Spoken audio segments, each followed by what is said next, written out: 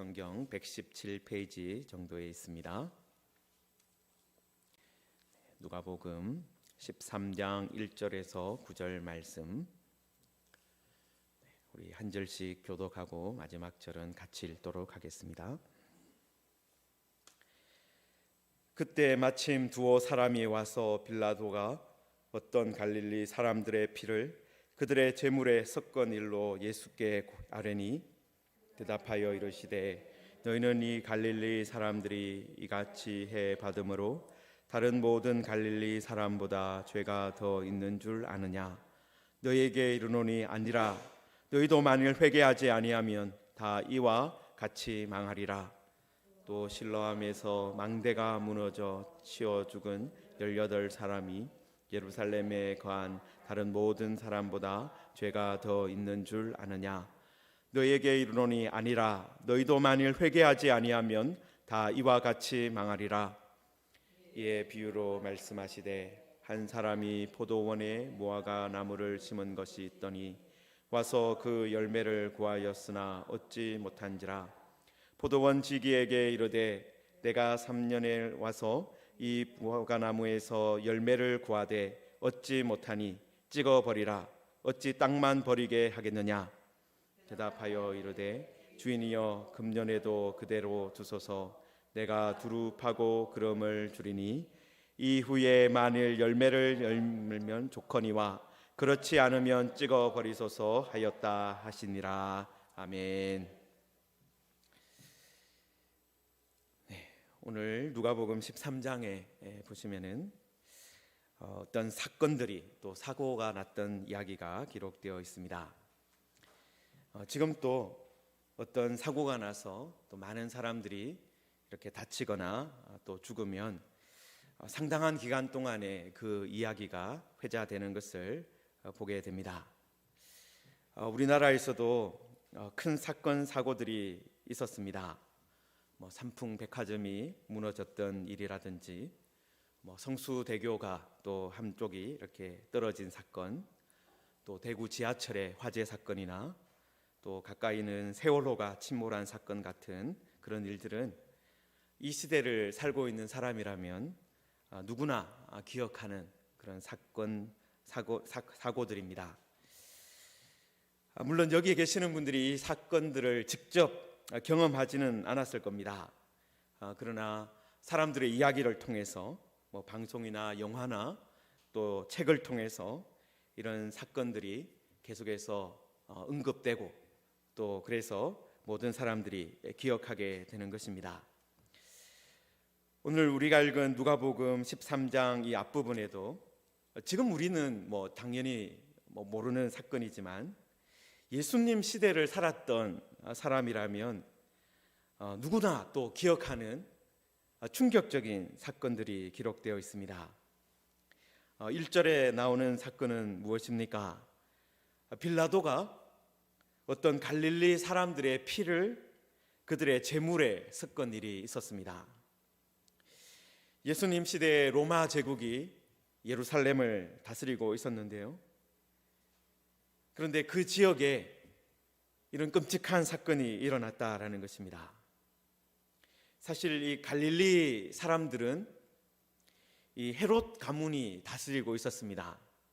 그러니까 이제 예루살렘은 빌라도가 다스리고 갈릴리는 헤롯이 다스리고 있었는데요. 그런데 이 갈릴리 사람들이 좀 기질이 이 남쪽에 있는 유다 사람들하고는 좀 달랐던 것 같습니다. 요세푸스라는 역사학자가 있는데 그 사람이 이 갈릴리 지역의 사람들을 향해서 어떻게 기록을 했느냐 하면은 이 갈릴리 지역이 늘 반란과 혁명의 기운이 감돌고 있다, 그렇게 묘사를 했습니다. 그러니까 이 요세푸스라는 사람이 친로마적인 사람이긴 했어요. 그래서 예루살렘 사람들은 좀 점잖고 말이 통하는데 이 갈릴리 사람들은 격정적이고 말이 아니라 행동으로 주로 뭔가 보여주려고 한다, 그렇게 표현을 했다라는 것입니다. 여러분, 그런데 이 갈릴리 사람들이 그러니까 이제 늘 이 조금 더 격정적이고 또 더 열정이 있는 이 갈릴리 사람들이, 그 사람들도 유대인이기 때문에 어떻게 해야 됩니까? 뭐 유월절이 되거나 아니면 특별한 어떤 절기가 되면은 예루살렘으로 가야 되는 것입니다. 예루살렘에 가서 예배를 드리고 제사를 드려야 하는 것이죠. 그러니까 이 갈릴리 사람들이 많이 예루살렘으로 찾아오면은 어떻게 되겠습니까? 이 예루살렘을 책임지고 있는 이 로마 사람들 입장에서는 이거 좀 조심해야 되는 시기가 찾아오는 것이죠. 지금 로마 총독 빌라도가 이 예루살렘의 치안을 담당하고 있는데 1년에 몇 차례씩 갈릴리에 살고 있는 유대인들이 이렇게 몰려오니까 아마 이 빌라도 입장에서는 좀 짜증나는 그런 일이 있었을 것입니다. 그래서 로마는 이 성전이나 또 성전을 찾아오는 유대인들을 통제하기 위해서 어떻게 했습니까? 성전 바로 옆에다가 요새를 하나 지었습니다. 안토니오 요새라고 불리는 요새를 짓고 그 망대에서 성전에서 어떤 일이 벌어지고 있는지를 늘 감시하고 있었습니다. 사도행전에도 이제 바울이 이 성전을 찾아왔을 때 유대인들이 바울을 죽이려고 했던 그런 일이 있었습니다. 유대인들이 바울을 에워싸고 이렇게 소란을 피우고 있을 때 로마 군대가 즉시 출동해서 이 바울을 구출을 했는데요. 그렇게 할 수 있었던 이유가 어디에 있습니까? 바로 성전 바로 옆에 로마 군의 요새가 있었기 때문입니다. 자, 그런데 빌라도 총독이 예수님 시대에 어떤 일을 했다는 거예요? 어떤 갈릴리 사람들의 피를 그들의 제물에 섞었다. 여러분, 지금 갈릴리 사람들이 어떤 일을 맞이해서 어떤 절기 때문에 예배를 드리기 위해서, 제사를 드리기 위해서 올라왔습니다. 여러분, 당연히 이 갈릴리 사람들이 양이나 소 같은 제물을 가지고 왔겠죠. 그리고 제사를 드리기 위해서는 반드시 어떻게 해야 됩니까? 피를 흘려서 그 피를 받아가지고 하나님께 올려드리는데, 그런 제사를 드리고 있는 중에 어떤 일이 일어났다는 것입니까? 로마군이 그 갈릴리 사람들을 습격하고 또 그래서 그 사람들 중에 몇 사람을 죽이고 또 그 피를, 갈릴리 사람들의 피를 이 제물에 섞어버렸다라는 것입니다. 여러분, 이 유대인들의 입장에서는 얼마나 끔찍한 사건이겠습니까? 죽은 것만 해도, 사실 살인을 당한 것만 해도 큰 사건인데 어디에서 살인 사건이 일어난 겁니까? 성전에서 일어났고, 그것도 다른 것이 아니라 제사를 드리는 중에 이 사건이 일어났다라는 것입니다. 그리고 로마 사람들이 사람을 죽인 것에서 끝나지 않고 하나님께 드리는 제사를 욕보였다라는 것이죠. 사람의 피를 거기에 섞어서, 제물에다가 섞어서 이 제사를 욕보인 것입니다. 여러분, 이런 사건에 대해서 이제 어떤 사람들이 찾아와서 예수님께 말을 했습니다. 그런데 예수님께서 이 이야기를 듣고 어떻게 대답하셨습니까? 너희는 이 갈릴리 사람들이 이같이 해받음으로 다른 모든 갈릴리 사람보다 죄가 더 있는 줄 아느냐? 여러분, 그 시대의 사람들뿐만 아니라 우리 시대의 사람들도 약간은 어떤 생각을 가지고 있습니까? 선한 사람은 잘 되고 악한 사람은 벌을 받아야 한다. 그리고 악한 사람이 벌을 받으면 또 어떻게 벌을 받아야 됩니까? 조금 더 심한 악을 행했으면 더 크게 벌을 받아야 된다. 그렇게 생각을 합니다. 다시 말해서 어떤 나쁜 일이 생기면 그것이 죄의 결과로 일어났다. 그렇게 생각을 한다라는 것이죠. 여러분, 이런 생각에 따르면 이 사건을 어떻게 설명할 수 있습니까? 이 죽은 갈릴리 사람들이 다른 갈릴리 사람들보다 더 큰 죄인이었기 때문에 하나님의 심판을 받은 것입니다. 다른 사람들보다 더 악한 사람들이었기 때문에 이 사람들이 물론 성전에 올라와서 제사를 드리려고 왔지만 그들이 실제로는 악한 사람이었기 때문에 하나님께서 특별한 방법으로 심판을 하신 것이다. 겉으로 보기에는 제사를 드리러 온 신실해 보이는 사람이었지만 실제로는 아주 악한 사람이었기 때문에 하나님께서 이렇게까지 심판하신 것이다. 이렇게 말할 수 있다라는 것이죠. 여러분, 그런데 또 정반대로 또 해석할 수도 있습니다. 하나님을 믿지 않는 사람들은 어떻게 이 일을 이야기하겠습니까? 하나님이 계시면 어떻게 이런 일이 일어날 수 있느냐? 하나님이 이런 일이 일어나지 않도록 무슨 일을 하셔야 되지 않느냐? 선하시고 전능하신 하나님이 계시다고 말을 하는데 그런 하나님이 계시다면 이런 비극이 어떻게 일어날 수 있느냐? 특히 지금 갈릴리 사람들이 하나님께 제사를 드리려고 올라왔는데 이런 일이 일어났으니까 너희들이 말하는 선하고 전능한 하나님은 계시지 않는다. 하나님이 계시다고 해도 능력이 없다. 구원할 수 있는 그런 힘이 없는 분이다. 그렇게 말을 할 수도 있다라는 거예요. 이 같은 사건을 보고 사람들을 비난할 수도 있고 하나님을 비난할 수도 있는 그런 사건이 되는 것입니다. 자, 그런데 예수님께서 지금 이 사건을 들으시고 한 가지 사건을 덧붙여서 또 말씀을 하셨습니다. 4절에 보시면은 또 실로암에서 망대가 무너져 치어 죽은 18사람이 예루살렘에 거한 다른 모든 사람보다 죄가 더 있는 줄 아느냐, 그렇게 말씀하셨어요. 여러분, 이 실로암은 이 예루살렘의 남동 지역에 있는 못입니다. 물을 저장하는 저수조라고 할 수 있죠. 여러분, 이 실로암은 예루살렘 사람들에게 아주 중요한 장소입니다. 사람들도 많이 다니는 곳입니다. 그런데 거기에 물을 공급하는 수로가 있는데 그 수로를 지탱해주는 어떤 망대가, 축대가 무너진 것입니다. 여러분, 그래서 18사람이나 깔려 죽었습니다.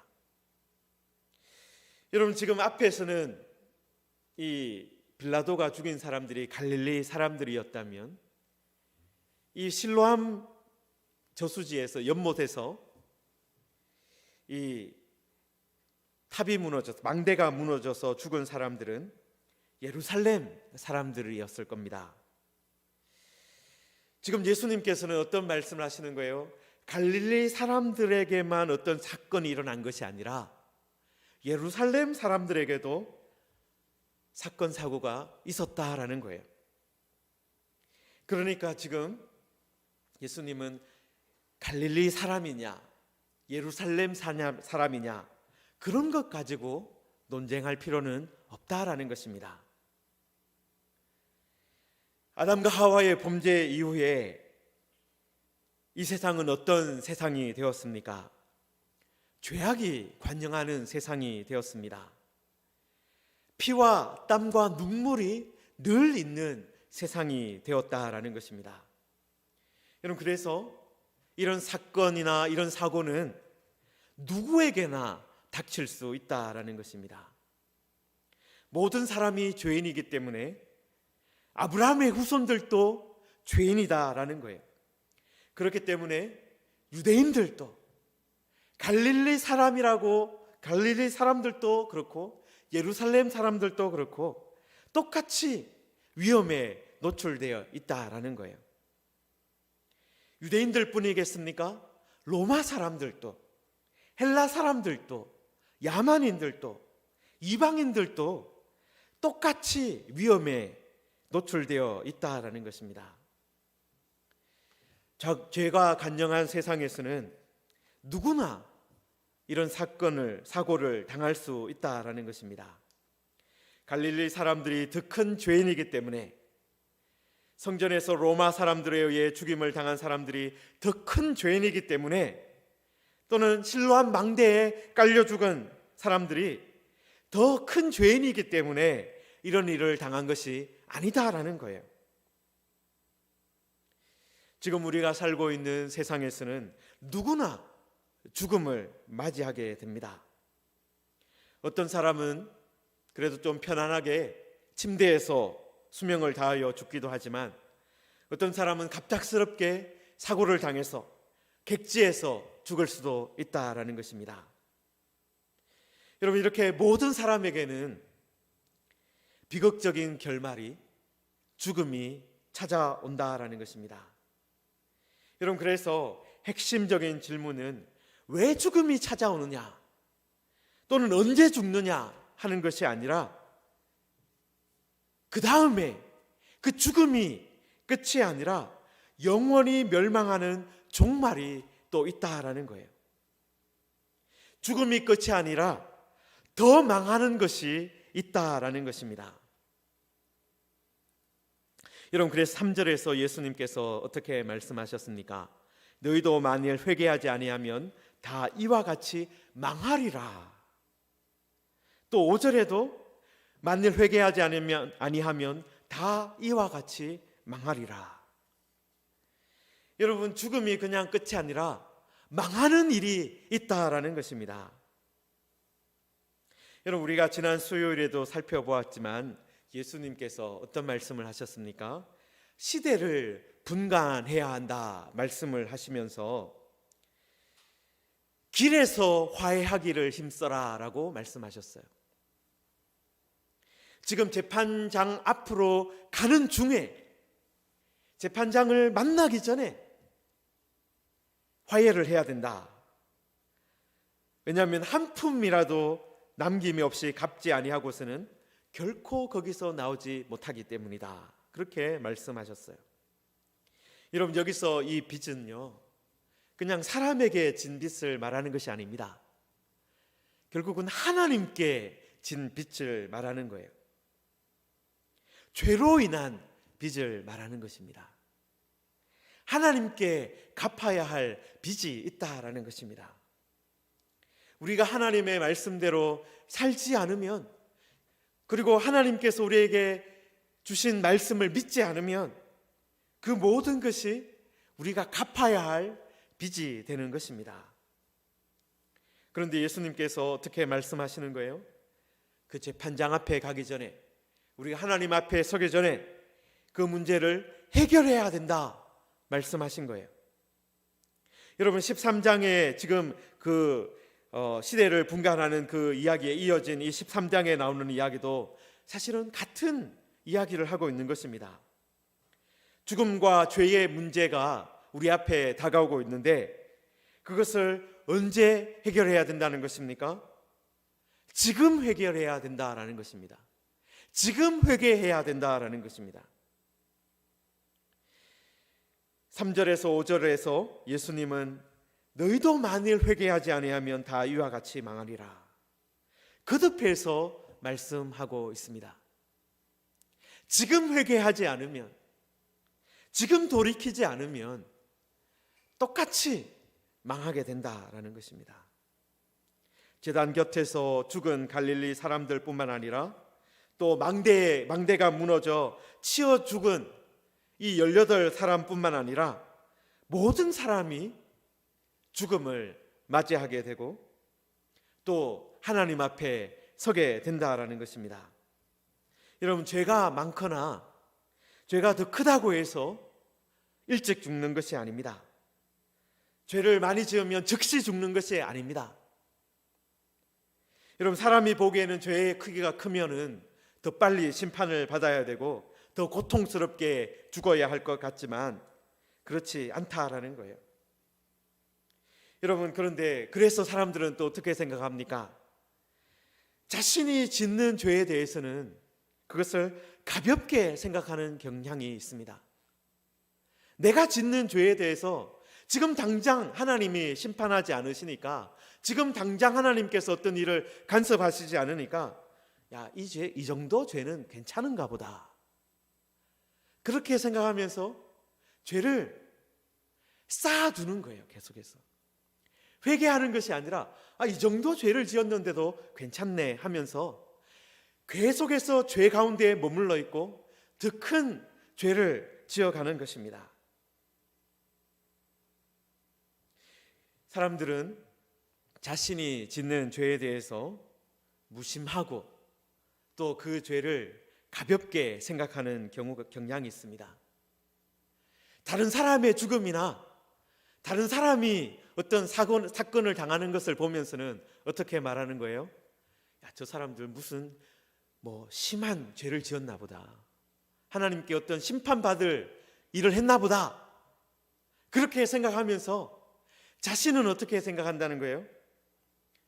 내가 짓는 죄는 그런 심판, 이런 벌을 받을 죄는 아니다, 그렇게 생각한다라는 것입니다. 여러분, 그런데 하나님 앞에서는 어떻습니까? 모든 사람이 죄인입니다. 모든 사람이 죽고 하나님 앞에 심판을 받아야 하는 것입니다.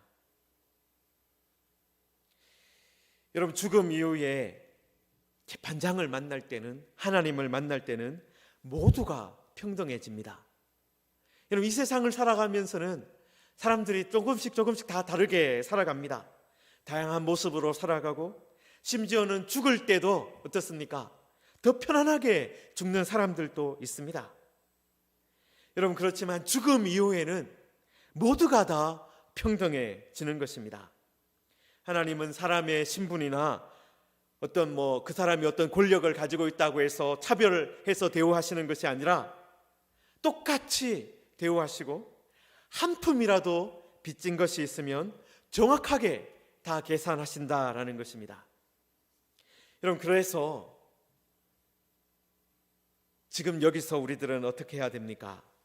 재판장이신 하나님을 만나기 전에 이 빚의 문제를 해결해야 한다라는 거예요. 지금 여기서 회개해야 망하지 않는다라고 예수님은 거듭해서 말씀하고 있는 것입니다.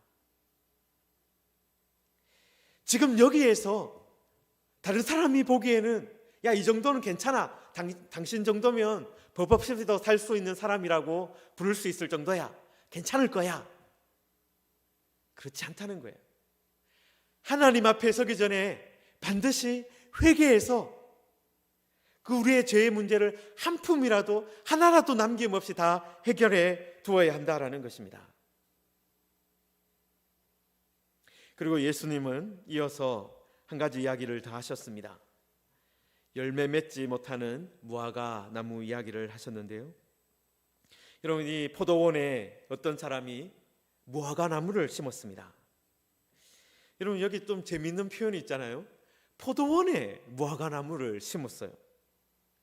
포도나무를 더 심을 수도 있는데 무화과 나무를 덤으로 심었다, 그렇게 말할 수도 있을 것입니다. 여러분, 무화과 나무를 혹시 키워보신 적이 있으신지요? 여러분, 무화과 나무는요, 아주 작은 나무도 열매를 맺습니다. 여러분, 포도나무는 심으면 꽃이 피고 열매가 맺는데 적어도 3년 정도가 걸린다고 합니다. 여러분, 그런데 무화과 나무는요, 이제 다 포도나무나 무화과 나무나 다 씨앗을 심어서 키우는 나무가 아니라 이 꺾꽂이를 해서 키우는 나무거든요. 여러분, 그런데 무화과 나무 가지를 꺾어서 이렇게 심어 놓으면 어떻습니까? 심은 그 첫 해에 그 가지 끝에 열매가 달리기 시작합니다. 작지만 몇 개 안 되지만 열매가 달린다라는 거예요. 여러분, 무화과 나무는 이렇게 첫 해부터 열매를 맺는 그런 성질을 가지고 있습니다. 작은 나무라도 열매를 맺는 그런 성질을 가지고 있다라는 거예요. 여러분, 그런데 이 포도나무, 이 무화과 나무는 어떤 거예요? 어떤 상황이에요? 어떤 상황입니까? 열매를 맺지 않는 거예요. 충분한 시간이 지났는데도 열매를 맺지 않는 것입니다. 포도나무가 열매를 맺는 그런 시기가 되었는데 무화과 나무는 열매를 맺지 못하고 있다라는 거예요. 여러분 지금 그래서 7절에 보시면은 내가 3년을 와서 이 무화과 나무에서 열매를 구하되 얻지 못하니 라고 했어요. 그러니까 3년을 키우고 있었다라는 것입니다. 포도나무가 이제 꽃이 피고 열매가 달릴 때가 되었는데 이 무화과 나무는 어떤 거예요? 여전히 열매가 달리고 있지 않는 것입니다. 충분한 시간을 주었는데도 열매가 없는 것입니다. 여러분 우리들의 모습이 바로 이런 모습입니다. 여러분 하나님께서 사람들을 어떻게 만드셨습니까? 하나님의 형상으로 만드셨어요. 여러분 하나님의 뜻을 알고 하나님을 하나님께 기쁨이 되는 그런 일을 할 수 있도록 하나님께서 우리를 만드셨습니다. 여러분 그런데 사람들은 죄를 짓고 나서 어떻게 됩니까? 하나님을 위해서 사는 것이 아니라 오직 자기만을 위해서 사는 거예요. 하나님이 기뻐하시는 열매를 맺는 것이 아니라 자기만을 위해서 사는 것입니다. 하나님과 다른 사람들을 위해서 열매 맺으면서 살아가야 하는데 그렇지 않고 자기만을 배불리며 살아가고 있었다라는 것입니다. 여러분 그래서 농부는 어떻게 말했습니까? 열매를 얻지 못하니까 어떻게 말합니까? 찍어버리라. 어찌 땅만 버리게 하겠느냐. 여러분 이 농부는 이 3년을 기다렸으니까 이제 충분하다. 이제 주어야 할 시간을 다 줬으니까 이제 이 나무는 찍어버려야 된다. 그렇게 이야기를 했습니다.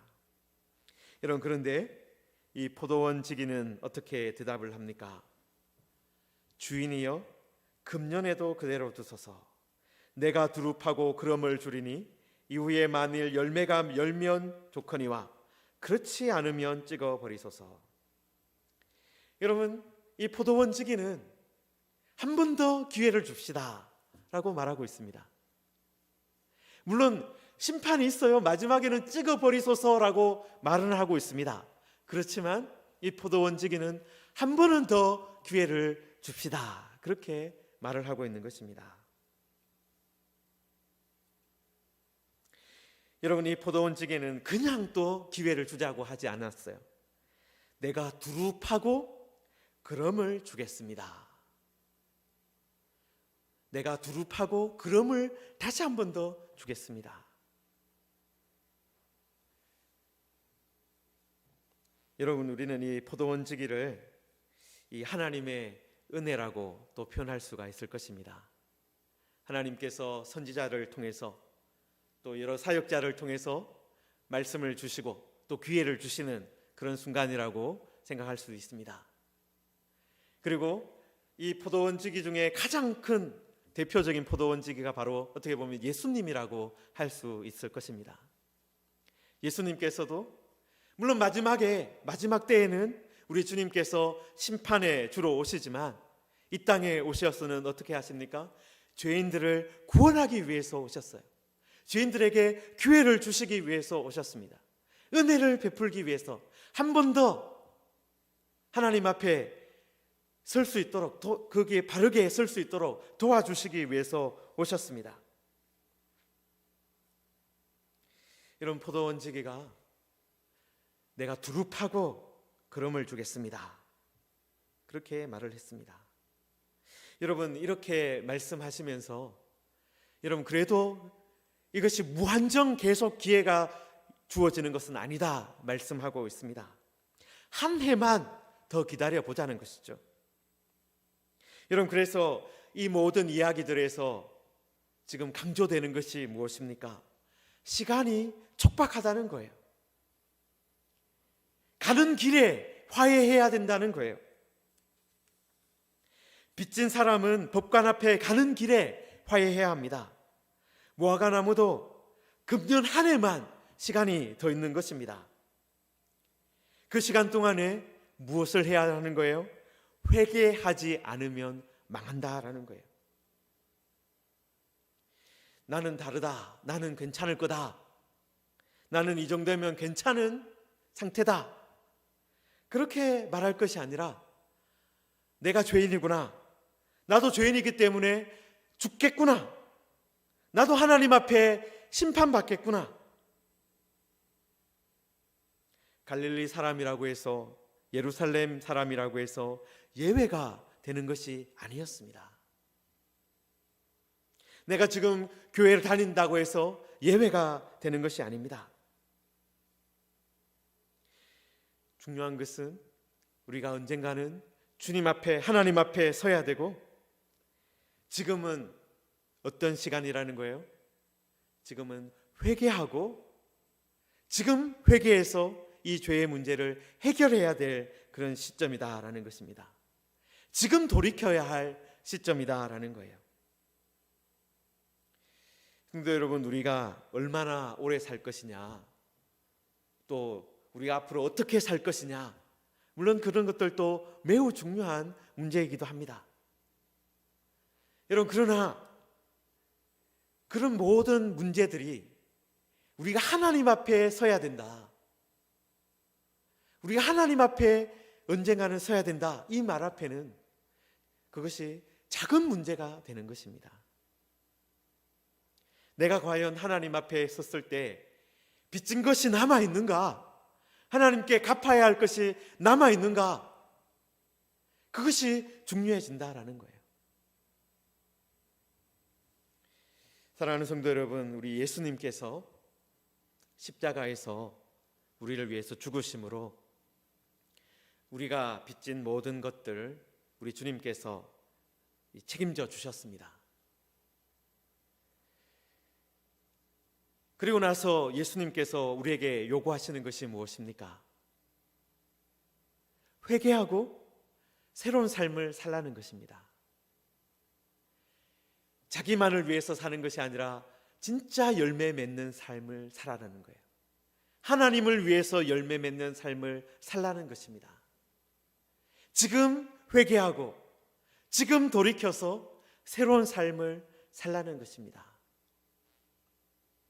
여러분, 지금 우리가 돌이키지 않으면 어떻게 되는 거예요? 다 이와 같이 망하리라, 그렇게 되는 것입니다.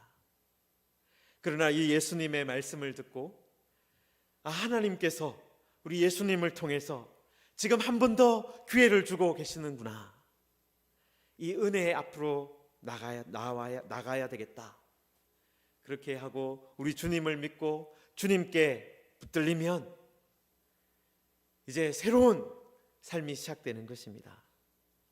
열매 있는 삶을 살게 되는 것입니다. 그냥 빚을 갚아야 된다, 그 정도가 아니라 새로운 삶을 살 수 있게 되는 것입니다. 오늘 우리 이 말씀을 듣는 모든 분들은 내가 과연 어떤 삶을 살고 있는지 돌이켜 보시고, 정말 하나님 앞에 열매 맺는, 정말 하나님이 기뻐하는 그런 삶으로 돌아오는, 회개하는 그런 은혜를 누리시기를 바랍니다. 바로 예수님께서 바로 그 일을 위해서 오셨습니다. 그렇기 때문에 우리들 지금 주님 앞에 나아가면 주님께서 고쳐주십니다. 주님께서 책임져 주십니다. 주님께서 화해할 수 있도록 도와주십니다. 그런 은혜를 누리는 우리 모두가 되기를 주님의 이름으로 축원합니다.